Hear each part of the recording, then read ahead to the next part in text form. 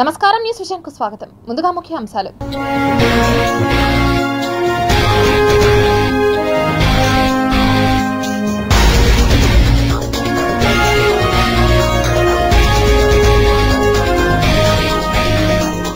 మానవాళిపై పగబట్టిన వైరస్లు, రోజు రోజుకు విజృంభిస్తున్న కొత్త వైరస్లు. ఆకాశానికి చిల్లు, కశ్మీర్ నుంచి కన్యాకుమారి దాకా వరుణుడి ప్రతాపం. వైసీపీలో సంక్షోభం, జగన్ సంచలన నిర్ణయం. ఏపీ సీఎంకు కొత్త టెన్షన్, ఉద్యోగులు అంగీకరిస్తారా, ఉద్యమాలకు సిద్ధమవుతారా? డైలమాలో టీడీపీ అధినేత. తిరుపతిలో యాత్రికులను నిలువు దోపిడీ చేస్తున్న హోటల్ నిర్వాహకులు, ఆరోగ్యానికి చేటు. ఇక వార్తల్లోని వివరాలు చూద్దాం. 2019-2020లో వచ్చిన కరోనా వైరస్ ప్రపంచాన్ని అతలాకుతలం చేసింది. చిన్న పెద్ద అనే తేడా లేకుండా ప్రతి ఒక్కరి పెదవులపై కరోనా అనే పేరు కలకాలం ఉండిపోతుంది. వైరస్ ప్రపంచవ్యాప్తంగా భారీ వినాశనాన్ని కలిగించింది. ప్రతి ఒక్కరి మదిలో లోతైన గాయాన్ని మిగిల్చింది.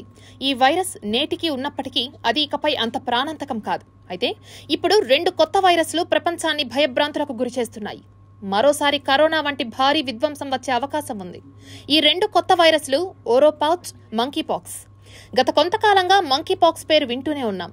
అయితే ఇప్పుడు ఓరోపౌచ్ అనేది అమెరికాలో మొదటిసారిగా గుర్తించబడిన కొత్త వైరస్.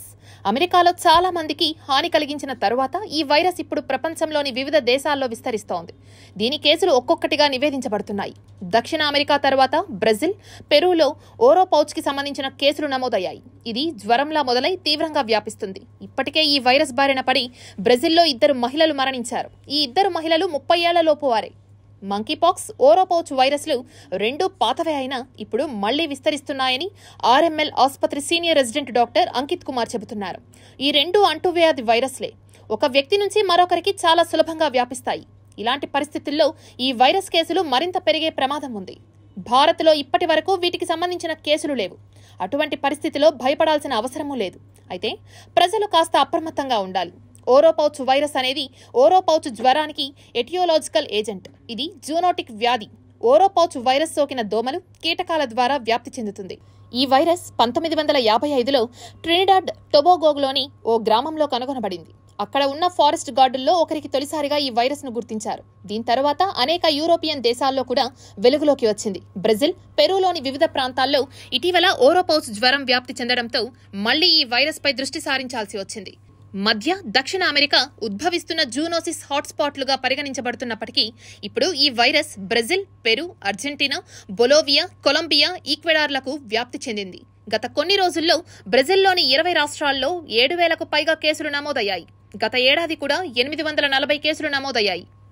కాశ్మీర్ నుంచి కన్యాకుమారి దాకా వర్షాలు ముంచెత్తుతున్నాయి. ఓవైపు తుఫాను, మరోవైపు వాయుగుండంతో కంటిన్యూగా కుమ్మేస్తున్నాడు వరుణుడు. గుజరాత్ చిగురుటాకులా వణికిపోతోంది. అస్నా అనే పేరు పాకిస్తాన్ సూచించింది. 1976 తర్వాత అరేబియా సముద్రంలో ఆగస్టు నెలలో ఏర్పడిన తొలి తుఫాను ఇదే. కచ్ తీరం మీదుగా ఆవరించిన అస్నా తుఫాను ఓమన్ దిశగా అరేబియా సముద్రంలో కదిలింది. గుజరాత్లో కుండపోత వర్షాలు, వరదలకు కారణమైంది. తీవ్ర వాయుగుండంగా మారి తుఫానుగా మారింది. ఆకాశానికి చిల్లు పడ్డట్లు దేశవ్యాప్తంగా కల్లోలం సృష్టించింది అస్నా తుఫాను. 1976లో అరేబియా సముద్రంలో మొదటిసారి ఈ తుఫాను పాకిస్తాన్లో ఏర్పడింది. అంతకంటే ముందు 1944, 1964 సంవత్సరాల్లో తీర ప్రాంతాల్లో ఈ తుఫాను తీవ్ర ప్రభావం చూపింది. ఇప్పటికే భారీ వర్షాలతో గజగజ వణుకుతోంది గుజరాత్. దాదాపు 20,000 మందిని సురక్షిత ప్రాంతాలకు తరలించాల్సి వచ్చింది. 32 మంది దాకా ప్రాణాలు కోల్పోయారు. 1,200 మందిని సహాయక బృందాలు రక్షించాయి. వరదల్లో 1,000 మంది నిరాశ్రులయ్యారు. గుజరాత్లోని వర్షం కాస్త తగ్గుముఖం పట్టినా నదులు ఉప్పొంగి ప్రవహించడంతో చాలా ప్రాంతాలు ఇంకా జల దిగ్బంధంలోనే ఉన్నాయి. వడోదరలో విశ్వామిత్ర నది పొంగి పొర్లుతోంది. విశ్వామిత్ర నది పరిసర గ్రామాల్లో ఇళ్లల్లోకి మొసళ్లు చొచ్చుకొచ్చాయి. గుజరాత్ వరద 1998 నాటి జల విలయాన్ని కళ్లకు కడుతోంది. రాజధాని అహ్మదాబాద్ సహా వడోదర, జామ్నగర్, ద్వారకా, కచ్, పోర్బందర్, రాజ్కోట్ ఇలా గుజరాత్ వ్యాప్తంగా ఎటు చూసినా వరద కష్టాలే. వరద ఉధృతితో గుజరాత్లోని 96 రిజర్వాయర్లలో నీటి మట్టం ప్రమాద స్థాయికి చేరింది. మరో 19 రిజర్వాయర్లు డేంజర్ బెల్స్ మోగుతున్నాయి. ఇప్పుడు అస్నా తుఫాను గుజరాత్ ని గండమై వెంటాడుతోంది. గుజరాత్ లోని భుజ్కు 190 కిలోమీటర్ల దూరంలో కేంద్రీకృతమైన అస్నా తుఫాన్ 24 గంటల్లో అది భారత తీరానికి దూరంగా వెళ్లిపోతుందని ఐఎండీ సూచించింది. వాస్తవానికి ఆగస్టులో తుఫానులు రావడం చాలా అరుదు. కానీ సముద్రాలు వేడెక్కడంతో ముందస్తుగానే తుఫాన్లు వచ్చి పడ్డాయని అంచనా వేస్తోంది ఐఎండీ. దక్షిణాదిలో తెలుగు రాష్ట్రాలతో పాటు కర్ణాటక, కేరళలోనూ భారీ వర్షాలు పడుతున్నాయి. ఇవాళ రేపు ఛత్తీస్గఢ్లో, సెప్టెంబర్ 1-2 తేదీల్లో విదర్భ, సెప్టెంబర్ 2న తూర్పు మధ్యప్రదేశ్, సెప్టెంబర్ 4 వరకు గుజరాత్లో భారీ వర్షాలు పడతాయని హెచ్చరికలతో రాష్ట్ర ప్రభుత్వాలు అలర్ట్ అయ్యాయి. 1944, 1964, 1976 సంవత్సరాల్లోనే ఇప్పటిదాకా ఆగస్టు నెలలో అరేబియా సముద్రంలో తుఫాను ఏర్పడింది. అయితే ఆ 3 సందర్భాల్లో అవి బలహీన తుఫానులుగానే నమోదయ్యాయని తెలిపింది. కానీ అస్నా ప్రభావంపై హెచ్చరికలతో పొరుగు దేశం పాకిస్తాన్ కూడా అప్రమత్తమైంది. గుజరాత్కి 250 కిలోమీటర్లు, కరాచీకి 160 కిలోమీటర్ల దూరంలో తుఫాను కేంద్రీకృతమైంది. అస్నా తుఫాన్ గుజరాత్ పై ప్రభావం చూపించే అవకాశం ఉందన్న హెచ్చరికలతో ముందు జాగ్రత్తగా తీర ప్రాంత ప్రజలను సురక్షిత ప్రాంతాలకు తరలిస్తున్నారు. భారీ నుంచి అతి భారీ వర్ష సూచనతో ఇప్పటికే పీకల్లోతు వరదల్లో ఉన్న గుజరాత్ ని గోరు చుట్టుపై రోకటిపోటులా తుఫాను మరింత భయపెడుతోంది. వైసీపీ పార్టీ సంక్షోభంలో ఉన్న నేపథ్యంలో జగన్మోహన్ రెడ్డి కీలక నిర్ణయం తీసుకున్నారు. రాష్ట్రంలో వైసీపీ పార్టీ పరిస్థితి అటూ ఇటుగా ఉంది. ఏపీలో జగన్మోహన్ రెడ్డి పార్టీ ఓడిపోవడంతో అందులో ఉన్న నేతలందరూ పార్టీకి రాజీనామా చేస్తున్నారు. అవకాశాలు ఇచ్చిన పార్టీలకు జంప్ అయ్యేందుకు కొంతమంది రంగం సిద్ధం చేసుకున్నారు. ఇప్పటికే చాలా మంది నేతలు వైసీపీని వీడి బయటకు వెళ్లిపోయారు. తాజాగా రాజ్యసభ ఎంపీలు మోపిదేవి వెంకటరమణ, బీదా మస్తాన్ రావులు ఇద్దరూ తమ పదవులకు రాజీనామా చేశారు. అదే సమయంలో వైసీపీ పార్టీకి కూడా రాజీనామా చేశారు. అంతేకాదు, వీరి ఎపిసోడ్ ముగియక ముందే ఇద్దరు ఎమ్మెల్సీలు కూడా జగన్మోహన్ రెడ్డికి షాక్ ఇచ్చారు. పార్టీలో ఇంత సంక్షోభం ఉన్న నేపథ్యంలో బాలీవుడ్ హీరోయిన్ వివాదం వైసీపీ మెడకే చుట్టుకుంది. కుక్కల విద్యాసాగర్ అనే వైసీపీ నేత కారణంగా బాలీవుడ్ ఇష్యూ మొత్తం జగన్మోహన్ రెడ్డి పార్టీపైకి వచ్చింది. ప్రస్తుతం విద్యాసాగర్ వైసీపీలో లేకపోయినా గతంలో ఉన్నాడని తెలుగుదేశం ఆరోపణలు చేస్తోంది. ఇక లేటెస్ట్ గా గుడివాడలోని గుడ్లవల్లేరు ఇంజనీరింగ్ కాలేజీలో సీక్రెట్ కెమెరాలు పెట్టి బాలికల 300 వీడియోలు తీశాడు ఓ విద్యార్థి. ఈ సంఘటన కూడా ఇప్పుడు హాట్ టాపిక్ అయింది. అటు ఆంధ్రప్రదేశ్ రాష్ట్ర వ్యాప్తంగా భారీ వర్షాలు పడుతున్నాయి.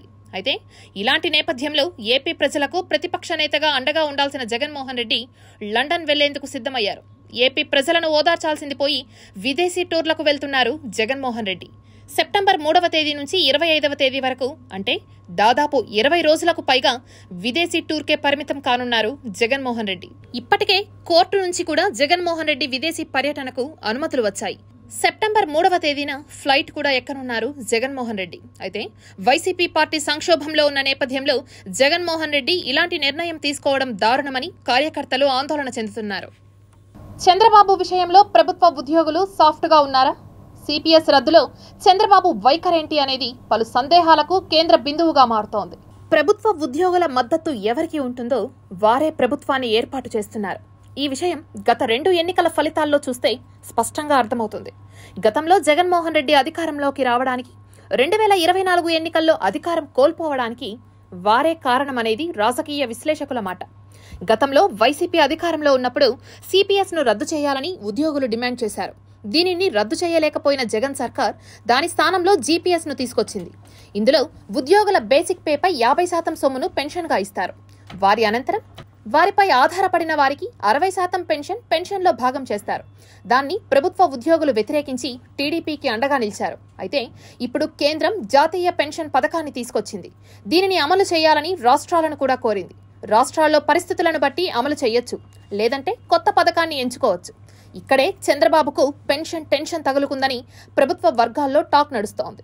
కేంద్రం అమలు చేస్తున్నట్లు ప్రకటించిన పెన్షన్ పథకం గత ప్రభుత్వంలో జగన్ తీసుకొచ్చిన జీపీఎస్ కు కాపీగా ఉందట. ఈ క్రమంలో జగన్ తీసుకొచ్చిన పెన్షన్ను అమలు చేస్తే టీడీపీ ముద్ర ఏమీ ఉండదు. పైగా దీన్ని ఉద్యోగులు తీవ్రంగా వ్యతిరేకించే ఛాన్స్ ఉంటుంది. దీంతో చంద్రబాబు గత కొద్ది రోజులుగా తర్జన భర్జన పడుతున్నారట. ప్రభుత్వ మద్యం దుకాణాల్లో పనిచేస్తున్న సిబ్బందికి తక్షణమే న్యాయం చేకూర్చాలని మానవహారం చేపట్టారు. గత వైసీపీ ప్రభుత్వంలో మద్యం దుకాణాల్లో పనిచేసేందుకు రాష్ట్ర వ్యాప్తంగా 15,000 మందిని నియమిస్తే ప్రస్తుత కూటమి ప్రభుత్వం ఏర్పడినప్పటి నుండి మద్యం దుకాణాల్లో పనిచేస్తున్న సిబ్బందిని తొలగించే ప్రయత్నం చేస్తోందని ఆవేదన వ్యక్తం చేశారు. తిరుపతిలో నిరసన ర్యాలీని కొనసాగించారు.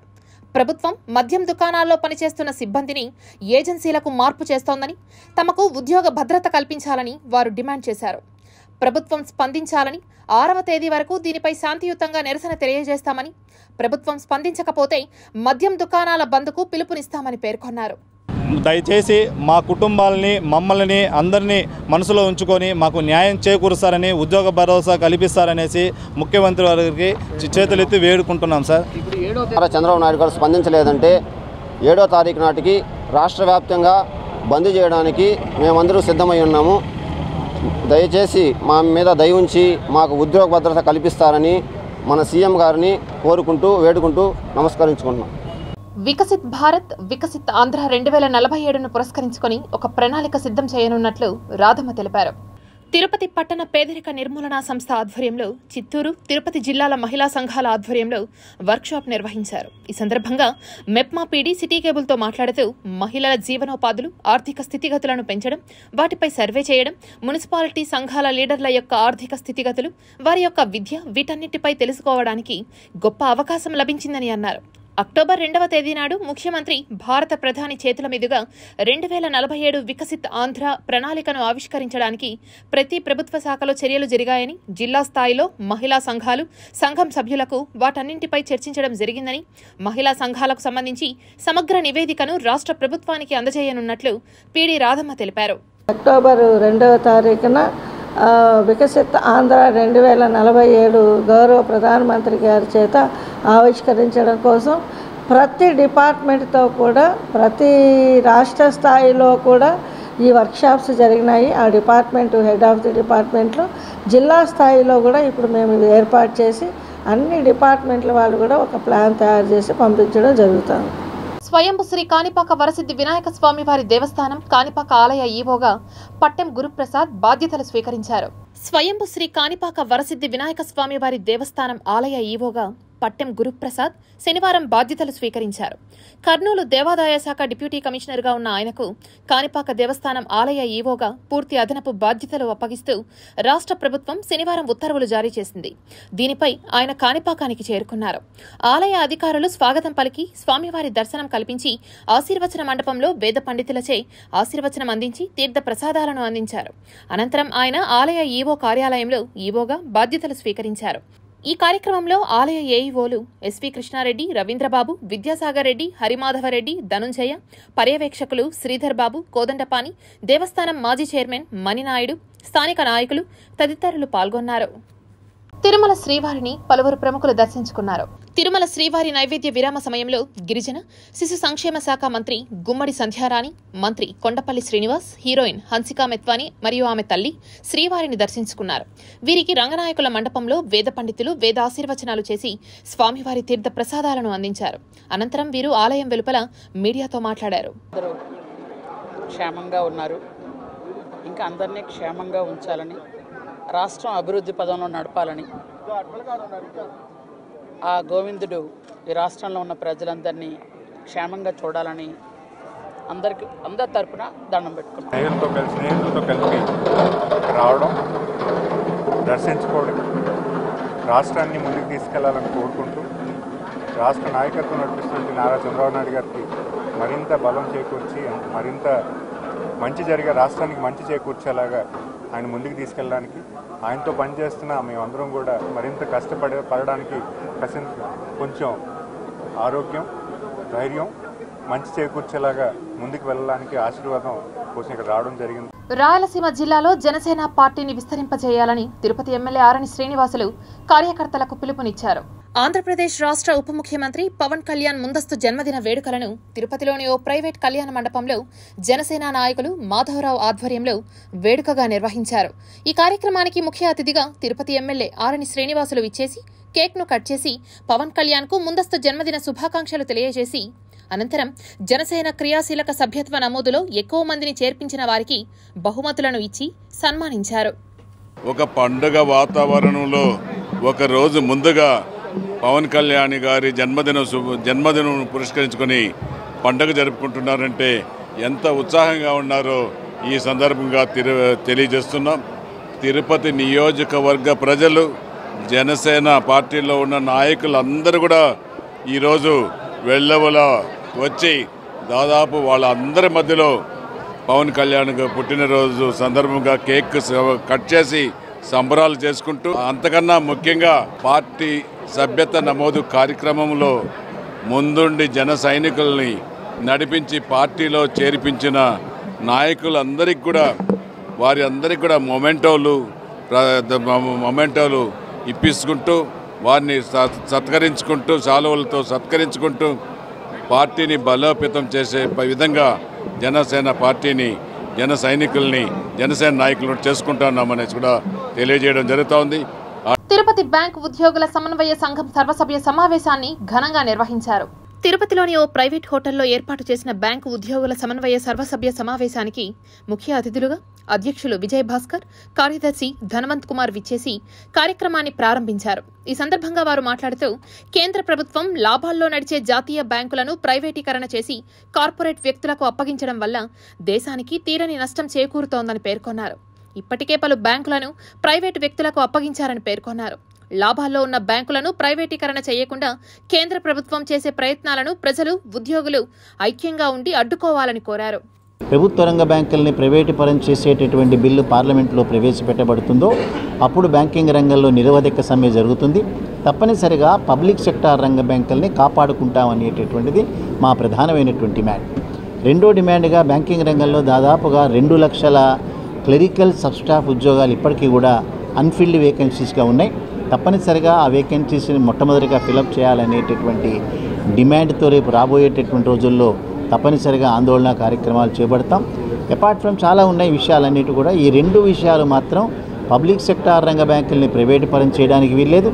రెండోది రిక్రూట్మెంట్స్ అనేటటువంటిది అవార్డ్ స్టాఫ్ క్యాడర్లో జరగాలనేటటువంటి ఆ డిమాండ్తో ఇవాళ కూడా రిజల్యూషన్స్ తీసుకుంటాం. ఎప్పుడు మేము నిర్ణయాలు తీసుకున్నా తిరుపతి బ్యాంకు ఉద్యోగులు చాలా డిసిప్లిన్ వేలో వాటిని ఇంప్లిమెంట్ చేయడం మాకు ఆనందం కలిగించేటటువంటి విషయం. శ్రీవారిమెట్టు చిరు వ్యాపారస్తుల న్యాయానికై నిరసన దీక్ష కార్యక్రమం 12వ రోజుకు చేరుకోవడంతో వినూత్న రీతిలో నిరసన కార్యక్రమాన్ని చేపట్టారు. తిరుమల తిరుపతి దేవస్థానం పరిపాలనా భవనం ఎదుట శ్రీవారిమెట్టు చిరు వ్యాపారస్తులు నిరసన దీక్ష కార్యక్రమం నిరంతరాయంగా కొనసాగుతోంది. ఈ సందర్భంగా వారు మాట్లాడుతూ తమ న్యాయమైన సమస్యలను పరిష్కరించడంలో టీటీడీ సిబ్బంది, విజిలెన్స్ అధికారులు విఫలం చెందారని, ఇప్పటికైనా సంబంధిత అధికారులు తక్షణమే జోక్యం చేసుకుని తమ న్యాయమైన సమస్యలను పరిష్కరించాలని వినూత్న రీతిలో నిరసన చేపట్టారు. మా నాన్న శ్రీవారి మెట్ల పైన మజ్జిగ వ్యాపారం చేస్తూ జీవన కొనసాగిస్తున్నాడు. మా నాన్న ఇప్పుడు ఈ 3 నెలలుగా ఎవరిని వ్యాపారం చేయనీయడం లేదు కదా. దానికి మా నాన్నకి ఇంటి ఖర్చులు చూసుకోవాలన్నా, స్కూల్ ఫీజులు కట్టాలన్నా చాలా ఇబ్బందిగా ఉంది. దయచేసి టీటీడీ అంకుల్ మాకు న్యాయం చేయండి. మేము రోడ్డున పడ్డాం. మా బతుకులు మీ చేతుల్లోనే ఉన్నాయి. మా నాన్న శ్రీవారి మెట్టుపై వ్యాపారం చేస్తున్నారు, జ్యూస్ వ్యాపారం చేస్తున్నారు. మా స్కూల్ ఫీజులు కట్టాలన్నా, మా ఇల్లు గడవాలన్నా మా నాన్న సంపాదన ఆధారం. మాకు న్యాయం చేయండి. ఆంధ్ర రాష్ట్ర ముఖ్యమంత్రి చంద్రబాబు నాయుడు ఓ మేధోశక్తి అని తిరుపతి తెలుగుదేశం పార్టీ ఇన్ఛార్జ్ మన్నూరు సుగుణమ్మ పేర్కొన్నారు. తిరుపతిలో ఏర్పాటు చేసిన విలేకరుల సమావేశంలో ఆమె మాట్లాడుతూ ఉమ్మడి తెలుగు రాష్ట్రాలకు సీఎంగా పనిచేసి 3 దశాబ్దాలు పూర్తి చేసుకున్న శుభ సందర్భంగా ఆంధ్రప్రదేశ్ను స్వర్ణాంధ్రప్రదేశ్ దిశగా తీర్చిదిద్దడానికి చంద్రబాబు నాయుడు సంసిద్ధంగా ఉన్నారని తెలిపారు. 2047 నాటికి ఒక వికసిత్ ఆంధ్రప్రదేశ్ రాష్ట్రంగా ప్రపంచంలో తీసుకురావాలనేది ఆయన యొక్క ముఖ్య ఉద్దేశం. ఆ దిశగా ఇప్పుడు జరుగుతున్నటువంటి పరిపాలన అడుగులేస్తుందనే దాంట్లో ఎలాంటి సందేహం లేదు. మరి బాబు షూరిటీ, భవిష్యత్తు గ్యారంటీ, సూపర్ 6 మేనిఫెస్టో విధానం ద్వారా ఈ రోజున ఘన విజయం సాధించినటువంటి ముఖ్యమంత్రి మన నారా చంద్రబాబు నాయుడు గారు. కాబట్టి అటువంటి వ్యక్తి మన ఊరిలో పుట్టి, మన ఊరిలో విద్యను అభ్యసించి, మనవాడుగా మనము ఈరోజు ఎంతో గర్వంగా తలెత్తుకొని సంతోషించి గర్వంగా కూడా చెప్పుకోదగిన వ్యక్తి మరి ఈరోజు నారా చంద్రబాబు నాయుడు గారు. ప్రపంచ పటంలోనే, దేశంలోనే ఈ రోజున దేశాన్నే ఒక దశ నిర్దేశించగలిగినటువంటి స్థాయిలో ఆయన ఉన్నారు అంటే మరి ఆయనకున్నటువంటి ఒక మేధాశక్తి, ఆయన ఒక మేధావి. అటువంటి మేధావి పరిపాలనలో మనమంతా కూడా ఈరోజు ఉన్నామనంటే ఒక సుపరిపాలన దిశగా ఆంధ్రప్రదేశ్ రాష్ట్రంలో నడుస్తుంది అనే దానికి ఎలాంటి సందేహం లేదు. చంద్రబాబు నాయుడు గారు ఒక యూనివర్సిటీ కానించి ఆయన రాజకీయం ఈ రాష్ట్రానికి భారతదేశానికే ఎంతో విలువైన రాజకీయాలు చేశారు. దేశానికే ఆదర్శంగా నాయకుడిగా చంద్రబాబు నాయుడు గారు ఆయన చేసిన కార్యక్రమాలు ఈ రాష్ట్రంలో ఎప్పుడు ఎక్కడ ఏ రాష్ట్రంలో కూడా అన్ని అభివృద్ధి పథకాలు, అదేవిధంగా బీసీ ఎస్టీ ఎస్సీల కోసం అనేక పథకాలు తీసుకొచ్చిన వ్యక్తి ఎవరన్నా ఉన్నారంటే అది నారా చంద్రబాబు నాయుడు గారికి ఒక్కరికే దక్కుతుంది ఆ ఘనత. ఆయనకి ఇలాంటి కార్యక్రమాలు ఎన్నో ముందుకు తీసుకుపోవాలని, ఆయనతో కూడా కూటమి ప్రభుత్వం కూడా ముందుకు పోవాలని వెంకటేశ్వర స్వామి ఆశీస్సులు ఎప్పుడు నిండుగా మా నాయకుడు చంద్రబాబు నాయుడుకు ఉండాలని చెప్పి కోరుకుంటూ, చిత్తూరు అభివృద్ధి శాసనసభ్యులు గురజాల జగన్మోహన్ వల్లనే సాధ్యమని భావించి నమ్మకంతో ముఖ్యమంత్రి నారా చంద్రబాబు నాయుడు అవకాశం కల్పించారని పేర్కొన్నారు. బెంగళూరు టీడీపీ ఫోరం 11వ వార్షికోత్సవం సందర్భంగా బెంగళూరు నగరంలోని కేఆర్పురం వద్ద గల ఓ ప్రైవేట్ కళ్యాణ మండపంలో నిర్వహించిన నవశకం మంచి రోజులు వచ్చేసాయి కార్యక్రమానికి ముఖ్య అతిథిగా చిత్తూరు ఎమ్మెల్యే గురజాల జగన్మోహన్ హాజరయ్యారు. ఈ సందర్భంగా ఆయన మాట్లాడుతూ గత 11 సంవత్సరాలుగా బెంగళూరు టీడీపీ ఫోరం వారు పార్టీకి సంబంధించిన అనేక కార్యక్రమాలను సమర్థవంతంగా నిర్వహిస్తున్నందుకు వారిని కొనియాడారు. గత సంవత్సరం ముఖ్యమంత్రి నారా చంద్రబాబు నాయుడు అక్రమ అరెస్టు సమయంలో బెంగళూరు టీడీపీ ఫోరం వారు నిర్వహించిన నిరసన కార్యక్రమాల ద్వారా దేశంలోనే కాక ప్రపంచ స్థాయిలో ఉవ్వెత్తున ఎగిసిన నిరసనలకు స్ఫూర్తిగా నిలిచిందని అభినందించారు. కర్ణాటకలోనే తెలుగుదేశం ఫోరం అనే ఒక ఫోరాన్ని ధైర్యంగా ఒక పార్టీ మాదిరి తీసుకొని వచ్చి కృషి చేసిన ఈ పార్టీలో అదే ఈ ఒక టీడీపీ ఫోరంలో మొట్టమొదట పరిచయమైన అందరూ ఇక్కడే ఉండారు. వీరా కావచ్చు, నరేంద్ర కావచ్చు, అనేక మంది పేర్లు చెప్పుకుంటూ పోతే కేశవ్ కావచ్చు, చాలామంది ఎవరైతే ఉండారో మిమ్మల్ని మరొకసారి ప్రత్యేకంగా కూడా ధన్యవాదాలు తెలియజేసుకుంటూ, పెన్షన్ భిక్ష కాదు అని, ఉద్యోగుల హక్కు అని సిపిఎస్ ను రద్దు చేయాలని తిరుపతిలో టీటీడీ ఉద్యోగ సంఘం నాయకులు బైక్ ర్యాలీ నిర్వహించారు. కాంట్రిబ్యూటరీ పెన్షన్ విధానాన్ని ప్రవేశపెట్టి 20 సంవత్సరాలు పూర్తయిందని, అనేక మంది ఉద్యోగులు పదవీ విరమణ పొంది పెన్షన్ 1000 రూపాయల నుంచి 2000 రూపాయల లోపు తీసుకుంటూ కుటుంబ పోషణ భారమై అర్ధ ఆకలితో అలమటిస్తున్నారని తెలిపారు. పెన్షన్ అనేది సామాజిక భద్రత అని, ఉద్యోగికి పెన్షన్ హక్కు అని, భిక్ష కాదని తెలిపారు. సుప్రీంకోర్టు తీర్పు ఇచ్చిన కేంద్ర రాష్ట్ర ప్రభుత్వాలు నూతన పెన్షన్ స్కీమ్ ని ప్రవేశపెట్టి ఉద్యోగుల జీవితాలతో ఆడుకుంటున్నారని పేర్కొన్నారు. సూక్ష్మ, చిన్న, మధ్య తరహా పరిశ్రమలు, గ్రామీణ పేదరిక నిర్మూలన, ఎన్ఆర్ఐ సాధికారత సంబంధాల శాఖ మంత్రి కొండపల్లి శ్రీనివాస్ శ్రీకాళహస్తి దేవస్థానాన్ని దర్శించుకున్నారు. మంత్రి కొండపల్లి శ్రీనివాస్ కు తెలుగుదేశం పార్టీ నాయకులు మరియు ఆలయ అధికారులు దక్షిణ గోపురం మండపం వద్ద వేద పండితులు పూర్ణ కుంభంతో స్వాగతం పలికారు. అంతకుముందు మంత్రి తన కుటుంబ సభ్యులతో జ్ఞాన ప్రసూనాంబ సమేత వాయులింగేశ్వర స్వామి వారిని దర్శించుకుని మొక్కులు చెల్లించుకున్నారు. ఈశ్వరుని దర్శించుకోవడానికి, అలాగే రాష్ట్రాన్ని ముందుకు నడిపించడానికి ఆయన కోరడం జరిగింది. తెలుగుదేశం, జనసేన, బీజేపీ ఒక ప్రభుత్వానికి పూర్తి సహకారం, ఆశీర్వాదం ఇవ్వాలని, ప్రభుత్వాన్ని చేపట్టే ప్రతి పనిలో కూడా ఆయన తాలూకు దీవెనలు ఇవ్వాలని, మా అందరికీ మంచి చేకూర్చేలాగా మరింత ప్రజాసేవ చేసే విధంగా ఆయన మాపై కటాక్షం చూపించాలని కోరడం జరిగింది. ప్రజలందరూ కూడా మంచి ఆనందంతో, ఐశ్వర్యంతో ఉండాలని, ప్రతి ఒక్కరికి కూడా, యువకులకు కూడా ఉద్యోగ అవకాశాలు పెరిగేలాగా మన రాష్ట్రం అభివృద్ధి చెందాలని, రైతన్న బాగుండాలని కోరుకుంటూ ఇక్కడ రావడం జరిగింది. ఆయన తాలూకా దీవెనలు, ఆశీర్వాదం కోసం రావడం జరిగింది. శ్రీ షిరిడి సాయిబాబా ఆలయ అభివృద్ధి కమిటీ ఆధ్వర్యంలో అన్నదాన కార్యక్రమాన్ని నిర్వహించారు. తిరుపతి పల్లి వీధిలోని శ్రీ షిరిడి సాయిబాబా ఆలయం 19వ వార్షికోత్సవాన్ని పురస్కరించుకుని బాబా ఆలయం వద్ద అన్నదాన కార్యక్రమాన్ని నిర్వహించారు.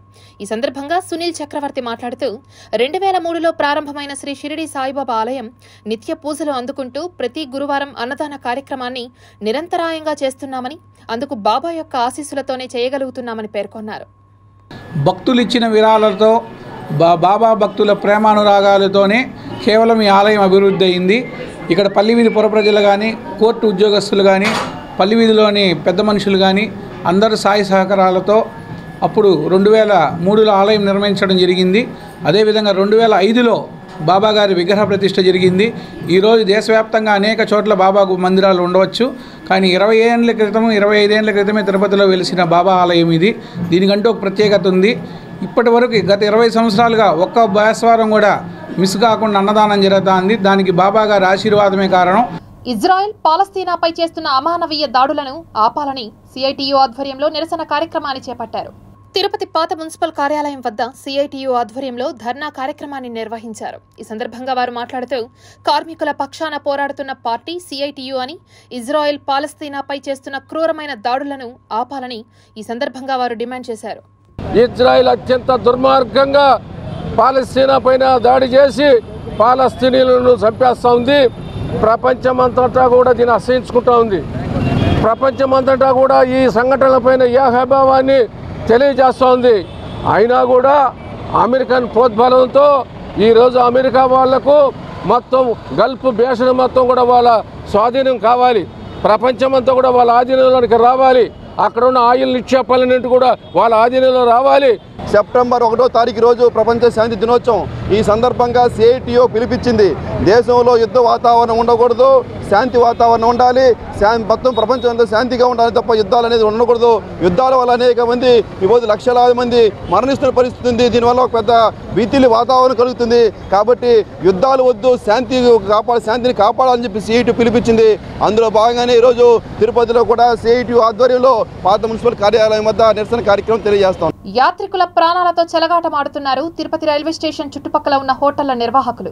తిరుపతికి శ్రీవారి దర్శనం కోసం ప్రతినిత్యం వేల సంఖ్యలో వివిధ మార్గాల ద్వారా భక్తులు వస్తూ ఉంటారు. అందులో ఎక్కువగా రైలు మార్గం ద్వారా తిరుపతికి చేరుతూ ఉంటారు. రైలు దిగి బయటకు వచ్చిన భక్తులు వారి ఆకలి తీర్చుకోవడానికి రైల్వే స్టేషన్ ఎదురుగా ఉన్న హోటళ్లనే ఆశ్రయిస్తూ ఉంటారు. కానీ అక్కడ ఉన్న హోటళ్ల నిర్వాహకులు ధనార్జనే ధ్యేయంగా శుచి శుభ్రత పాటించకుండా అక్కడే వంట చేయడం, అక్కడే వ్యర్థాలను పారవేయడం వంటివి చేస్తున్నారు. అలా నాణ్యత లేని ఆహారం తిని భక్తులు అనారోగ్యం పాలవుతున్నారని Tirupati railway station jeep association నాయకులు తెలిపారు. ముఖ్యంగా గోవిందరాజస్వామి గుడి వద్ద ఉన్న పవిత్ర కోనేరు పరిసర ప్రాంతాల్లో హోటళ్ల నిర్వాహకులు చెత్త వేయడం వల్ల దారుణంగా తయారైందని అన్నారు. యాత్రికుల ప్రాణాలను కాపాడి వారి ప్రాణాలతో చెలగాటమాడుతున్న వారిపై తక్షణమే నగర కమిషనర్ మరియు హెల్త్ ఆఫీసర్లు తగిన చర్యలు తీసుకోవాలని వారు ఈ సందర్భంగా విజ్ఞప్తి చేశారు. చుట్టుపక్కల హోటల్ వాళ్ళంతా చెత్త తెచ్చి మా స్టాండ్ దగ్గర వేస్తున్నారు. ప్రతి నెల మేము క్లీన్ చేస్తున్నా కూడా చెప్తున్నా కూడా ఇక్కడే వేస్తున్నారు. వినాయక చవితి విగ్రహం పెట్టాలనేసి అంతా రాత్రి క్లీన్ చేస్తే మళ్ళీ పొద్దున్న ఎత్తి చెత్త మళ్ళీ తెచ్చి వేశారు. ఏం చెప్పినా ఎన్నిసార్లు చెప్పినా వాళ్ళు ఇచ్చేస్తూనే ఉన్నారు. కమిషన్ మేడం అట్లా చర్య తీసుకోవాలని కోరుతున్నాం. వచ్చే యాత్రికుల వల్ల మేము బ్రతుకు తెరుగు ఉన్నాము. వాళ్ళతో మీరు చెలగాట మాడద్దండి. నాణ్యతమైన ఫుడ్ పెట్టి నాణ్యతగా ఇచ్చేయండి. ఇక్కడే చెత్త వేసి ఇక్కడే ఫుడ్ చేసి మీరు ఇది పెట్టేది వాళ్ళ ప్రాణాలతో చెలగాట మాడద్దండి. ఆస్టర్ నారాయణాద్రి హాస్పిటల్, ప్రకాశం పార్క్ అసోసియేషన్ సంయుక్త ఆధ్వర్యంలో మెగా వైద్య శిబిరాన్ని ఏర్పాటు చేశారు. తిరుపతి తిరుమల బైపాస్ రోడ్లోని ప్రకాశం పార్కులో ఆస్టర్ నారాయణాద్రి హాస్పిటల్ యాజమాన్యం వారు వాకర్స్ కు ఉచిత మెగా వైద్య శిబిరాన్ని నిర్వహించారు. ఈ కార్యక్రమానికి ముఖ్య అతిథిగా ఎమ్మెల్యే విచ్చేసి ప్రారంభించారు. ఈ సందర్భంగా ఆయన మీడియాతో మాట్లాడుతూ నడకతోనే నడత మారుతుందని, నడత ద్వారా ఆరోగ్యంగా ఉండవచ్చునని పేర్కొన్నారు. ప్రతిరోజు గంటసేపు వాకింగ్ చేయడం ద్వారా ఎటువంటి జబ్బులు దరిచేరవని పేర్కొన్నారు. నడక వలన గుండె బలంగా తయారవుతుందని, ధూమపానం, మద్యపానం వంటి వాటికి దూరంగా ఉండాలని కోరారు. వాకర్స్ ను దృష్టిలో ఉంచుకుని ఆస్టర్ నారాయణాద్రి హాస్పిటల్ వారు ఉచిత శిబిరం ఏర్పాటు చేయడం అభినందనీయమని ఎమ్మెల్యే ఆరణి శ్రీనివాసులు ఈ సందర్భంగా వారిని ప్రశంసించారు. చాలామంది దాదాపు 1000 మంది వాకర్స్ అసోసియేషన్ సభ్యులు ఉన్నారు. వాళ్ళందరూ కూడా ఆరోగ్యరీత్యా ఇటు వాకింగ్ చేసుకుంటూ ఆరోగ్యాన్ని కాపాడుకునే దిశగా అన్ని టెస్టులు కూడా బీపీ, షుగరు, ఈసీజీ, బ్లడ్ అన్ని టెస్టులు చేసుకొని ఏడే ప్రత్యామ్నాయంగా ప్రిలిమినరీ ట్రీట్మెంట్లు తీసుకోవడం, ఇక్కడ కాంతందరూ కూడా నారాయణాద్రి గారి హాస్పిటల్ ఆధ్వర్యంలో వాళ్ళు చేయడం చాలా శుభపరిణామం. వాళ్ళకు కూడా కృతజ్ఞతలు తెలియజేస్తున్నా. కార్పొరేట్ సోషల్ రెస్పాన్సిబిలిటీలో భాగంగా రోగ చికిత్సే కాదు, రోగ నివారణ గురించి విస్తృతంగా ఈ ఉచిత మెగా హెల్త్ క్యాంపులు కండక్ట్ చేస్తున్నాం. ఈరోజు ప్రకాశం పార్కులో గౌరవనీయులు తిరుపతి ఎమ్మెల్యే శ్రీ ఆరణి శ్రీనివాసులు గారి ఆధ్వర్యంలో ఈ ఉచిత మెగా క్యాంపు శిబిరం ప్రారంభించబడింది. ఈ పార్కుకు వస్తున్న వాకర్స్ అందరూ ఈ మెగా క్యాంపుని సద్వినియోగం చేసుకొని వాళ్ళ హెల్త్ గురించి వాళ్ళు తెలుసుకోవాలని నేను ఆశిస్తున్నాను. అలాగే డాక్టర్స్ అందరూ ఉన్నారు, ఇక్కడ అందరూ స్పెషాలిటీస్ వచ్చారు. వాళ్ళ డౌట్లు ఏదన్నా ఉన్నా కానీ డాక్టర్స్ని అడిగి క్లియర్ చేసుకోవాలని నేను అనుకుంటున్నాను. వార్తలు ముగించే ముందు ముఖ్యాంశాలు మరోసారి చూద్దాం.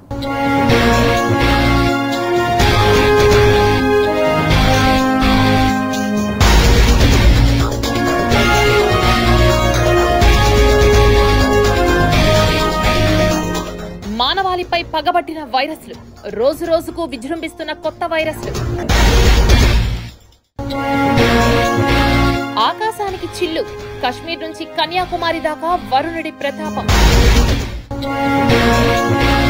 వైసీపీలో సంక్షోభం, జగన్ సంచలన నిర్ణయం. ఏపీ సీఎంకు కొత్త టెన్షన్, ఉద్యోగులు అంగీకరిస్తారా, ఉద్యమాలకు సిద్ధమవుతారా? డైలమాలో టీడీపీ అధినేత. తిరుపతిలో యాత్రికులను నిలువు దోపిడీ చేస్తున్న హోటల్ నిర్వాహకులు, ఆరోగ్యానికి చేటు. ఈ వార్తలు ఇంతటితో సమాప్తం. సమగ్ర సమాచారంతో న్యూస్ విజన్లో మళ్ళీ కలుద్దాం. అంతవరకు సెలవు. నమస్కారం.